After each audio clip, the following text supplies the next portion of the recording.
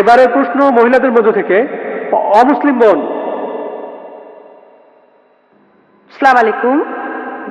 যদি একজন মুসলমান কোনো অমুসলিমের বাসায় থাকে, সে যদি তখন নামাজ আদায় করতে চায়, সেই অমুসলিমের বাসায় কি নামাজ পড়া যাবে? সেখানে নামাজ পড়ার নিয়মটা কি? আর মুসলমানরা মন্দির থেকে প্রসাদ নিতে পারবে কিনা সেটা বলবেন কি? বোন, আপনি দুটো প্রশ্ন করেছেন। প্রথমটা হলো কোনো অমুসলিমের ঘরে একজন মুসলিম নামাজ পড়তে পারবে কি না। যদি সেই ঘরে কোনো সমস্যা না থাকে, যদি আপনার সামনে কোনো মূর্তি না থাকে, যদি আপনার নামাজ পড়ার জায়গাটা পরিষ্কার থাকে, আপনি তাহলে নামাজ পড়তে পারেন। আমাদের প্রিয় নবী মুহাম্মদ সাল্লাল্লাহু আলাইহি ওয়াসাল্লাম বলেছেন, এটা আছে সহিহ বুখারীতে প্রথম খণ্ড বুক অফ সালাত, যে পুরো পৃথিবী একটা মসজিদ বিশ্বাসীদের জন্য, যদি জায়গাটা পরিষ্কার থাকে আর ইসলামের কোনো নিয়ম ভাঙা না হয়, আপনি নামাজ পড়তে পারেন। এবারে প্রসাদের ব্যাপারে বলি। প্রসাদ হলো খাবার যেটা পুজোর সময় হিন্দু ধর্মের লোকেরা উৎসর্গ করে তাদের দেবতাদের নামে।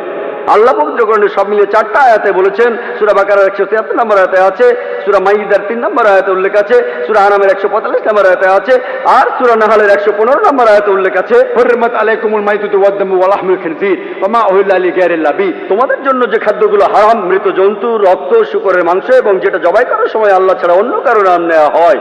তাহলে প্রসাদ খাওয়াটা হারাম, প্রসাদ খাওয়ার অনুমতি নেই ইসলামে। তবে অনেক মুসলমান আছেন যারা কষ্ট দিতে চান না, তাদের অমুসলিম বন্ধুদের কষ্ট দিতে চান না তাই তারা কি করেন, কিছু মুসলমান বিসমিল্লাহ বলে খেয়ে ফেলেন। পরের দিন বিসমিল্লাহ বলে মদ খাবেন, বিসমিল্লাহ বলে শুকর খাবেন। যে খাবারে আল্লাহ ছাড়া অন্য দেবতার নাম নেওয়া হয়েছে সেটা ইসলামে হারাম। এখানে আপনি কি করবেন, আমার ভিডিও ক্যাসেট দেখতে পারেন, দাওয়া ও ডিস্ট্রাকশন।